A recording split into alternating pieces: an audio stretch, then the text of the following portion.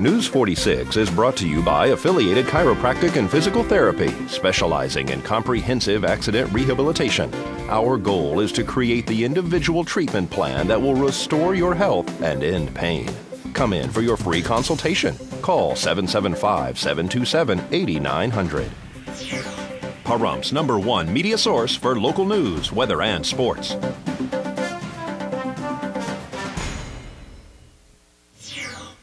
Good evening. It's Wednesday, March 2nd, 2011. I'm Rick Vale. And I'm Rhonda Van Winkle for News 46. The Nye County Sheriff's Office is requesting your help in locating a suspect who is still at large. On February 11th of this year, Nye County Sheriff's deputies, Pahrump Valley Fire and Rescue, responded to a vicious attack on a 20-year-old woman at Highway 372 in Blag, where a large rock was thrown through the front windshield of her van.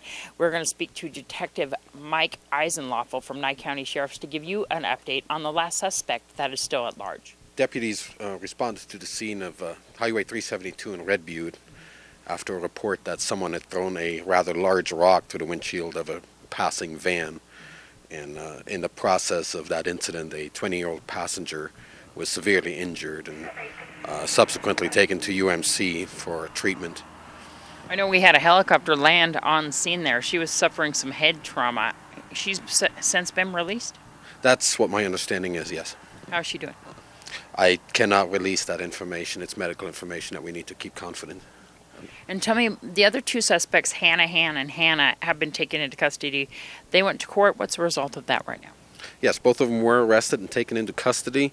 Tim Hanahan, who was the driver of the getaway vehicle, is still in custody at this point and is being charged with aiding and abetting in the crime. Kevin Hanna was one of the passengers who was also arrested initially but has since been released with no charges filed. And we still have David Neil Taylor out there. He is the main perpetrator? Yes, he's alleged to have thrown the rock, causing the severe injuries to the victim. Do we know why this happened? All I can say at this point is that this was an act of revenge on an incident that happened previous to this and related or involved all the individuals in this case. Were they together, the female that was the victim of this and David Neil Taylor? What's their relationship? I cannot release that at this point, but there is a relationship there and an incident that occurred between them that sparked this unfortunate, tragic event. I know that we're looking at different leads right now, anonymous leads.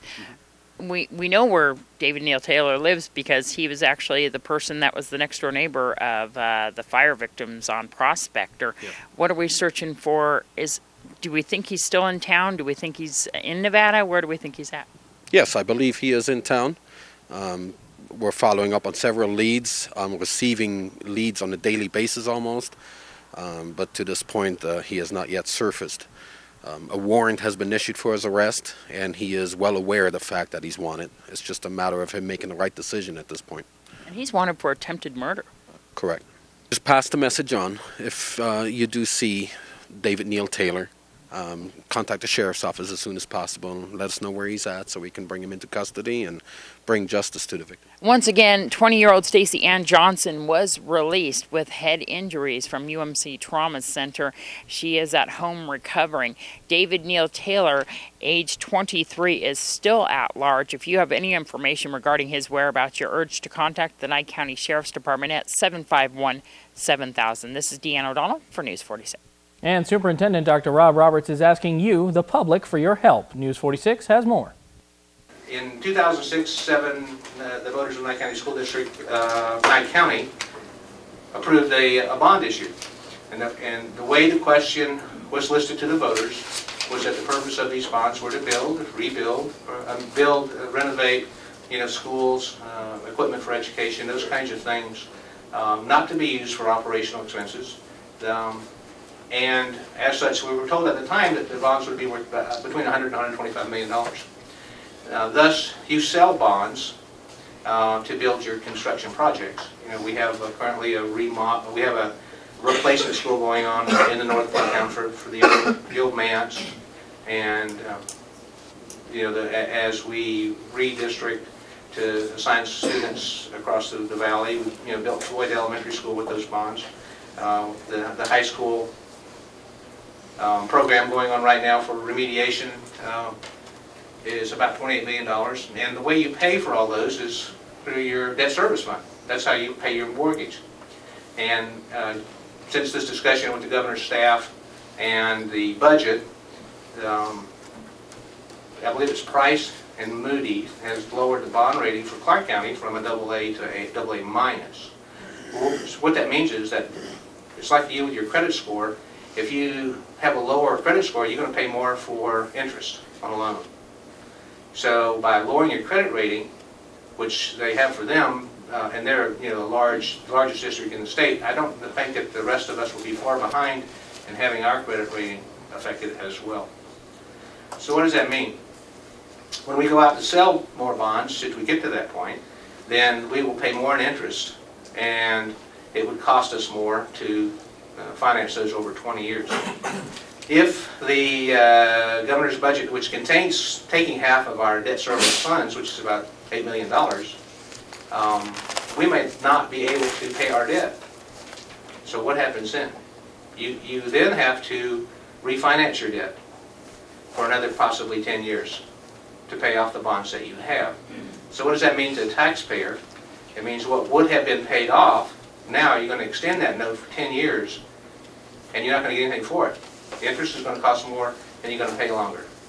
Now, Mr. Rissy would be able to probably explain that to you in a lot more accountant ease, but that's how I understand it.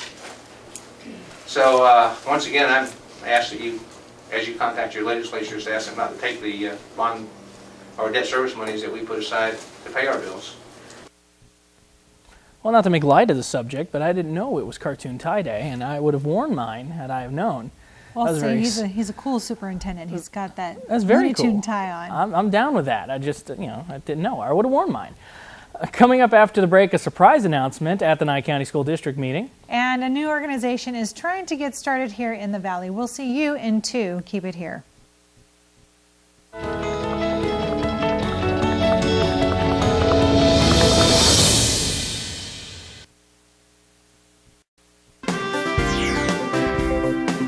News 46 is brought to you by Affiliated Chiropractic and Physical Therapy, specializing in comprehensive accident rehabilitation.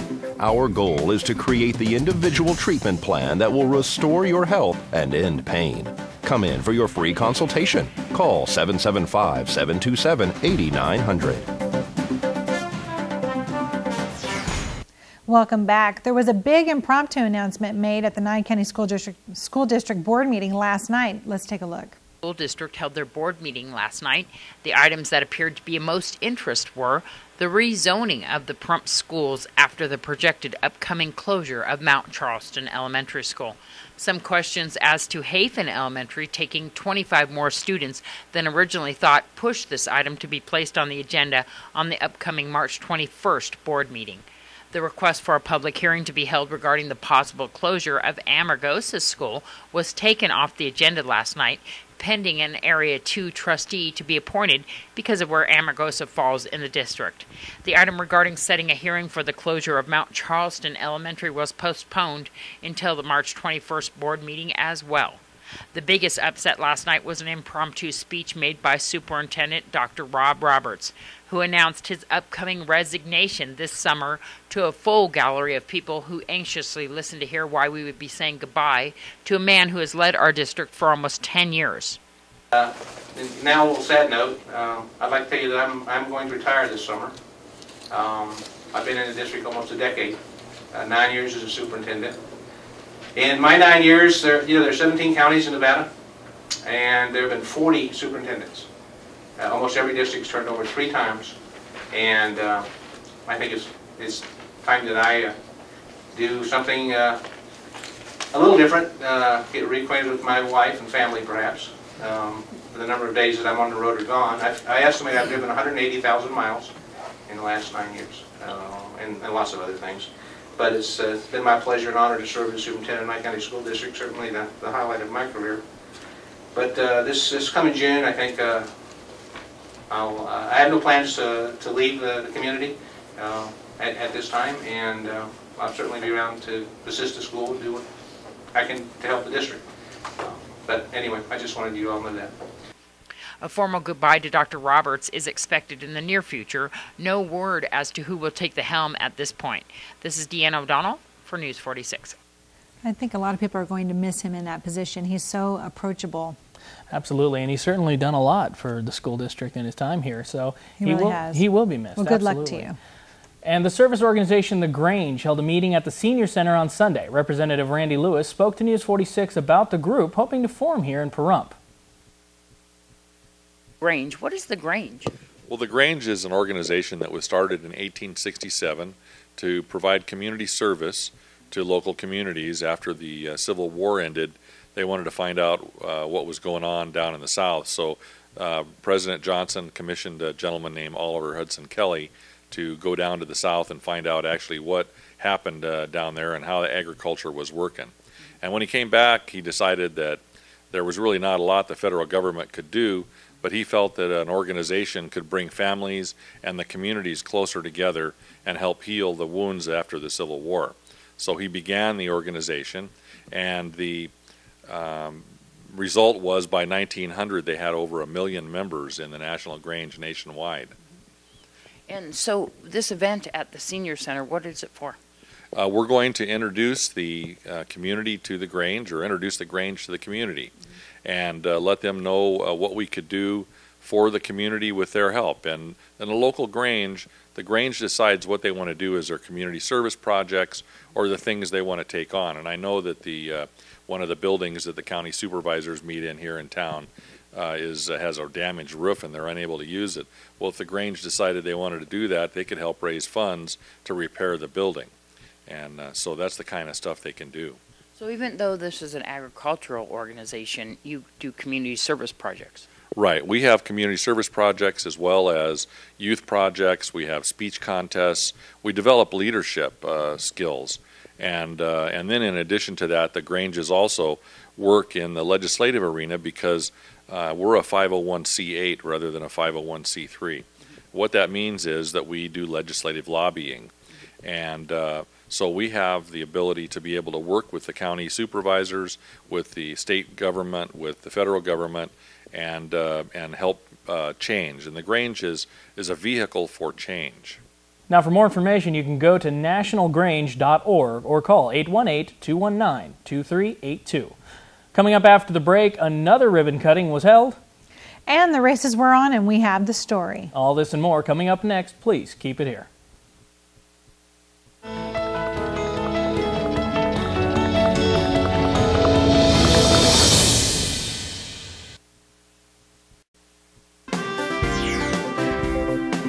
News 46 is brought to you by Affiliated Chiropractic and Physical Therapy, specializing in comprehensive accident rehabilitation.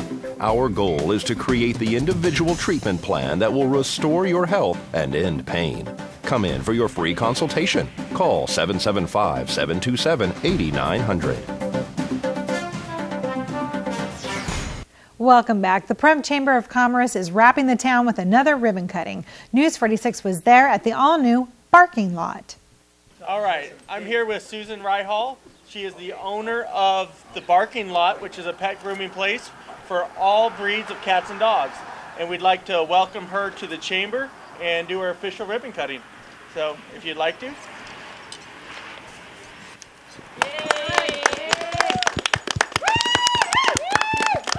Yes, it was fantastic. Tell me a little bit about your pet grooming business. Well, we service all breeds, dogs and cats. We have a specialized facility for senior dogs that can't necessarily go into crates. We have space built for them to have a comfortable place to be when they're here. Our goal is to make their stay as comfortable and short as possible. The longer dogs spend in a salon, the more their anxiety can build and what have you. So we do cater to express services. Tell me some of the services that you provide. We do, of course, bathing, brushing, grooming of all types. We do hand scissoring. We can do medicated baths. We can do massage therapy. All types of animals or just dogs? No, we do dogs and cats. We also can service rabbits, pet rabbits, to trim their teeth, trim their nails, ferrets, birds. I can do wing clipping for birds. as well as nail trimming for birds. The beaks I do not do. I refer to a vet. But those are primarily the services we offer. See, it's good news that we're having so many ribbon cuttings. That means that there's more businesses opening in Pahrump. Absolutely. Economy is thriving and Pahrump is recovering. I hope so. And for more information, you can call 751-BARK. Well, the races were able to take place last weekend. Pete Wallace updates you on all the races from the Pahrump Valley Speedway. Last week's got canceled on account of rain, and it didn't rain. So this week we just went for it, and we're lucky it didn't rain. Well, we got, I know, some snow in the local mountains here, but it is kind of chilly out here. What do we got for as far as drivers here?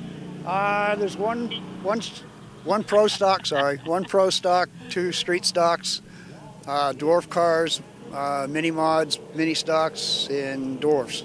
We're starting a little late on the racetrack. I know we were doing some prepping. Chad put some water on it, made it a little slick out there. You can't run in the lower groove right now.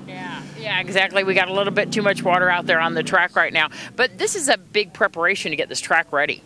When I used to do it, I would start the Sunday before the Saturday race, and I'd come up and put 5 loads of water on it, and then I'd work it during the week. Rip it and grade it and roll it. It is a big process to get it ready. I know he's out there with a shovel himself, trying to just get it ready for the cars. Well, it was a little wet down there, and they were trying to get the wet spots dried up.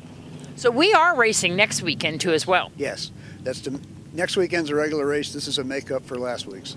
And so I know we're looking at good weather for next weekend, so it's pretty much going to be packed out here, isn't it? It's supposed to be 70 degrees. That's going to be great. Hallelujah. There you go. And for more information on the race times and the drivers and all the scheduling, we can go to PahrumpValleySpeedway.com. Thank you. It's nice to know that the rain didn't affect the racetrack and that they were still able to hold their races. Yeah, and they got to do a make good. That's right. And he was right. This weekend's looking great. Don't go anywhere. We got your 7-day forecast coming up right after this break.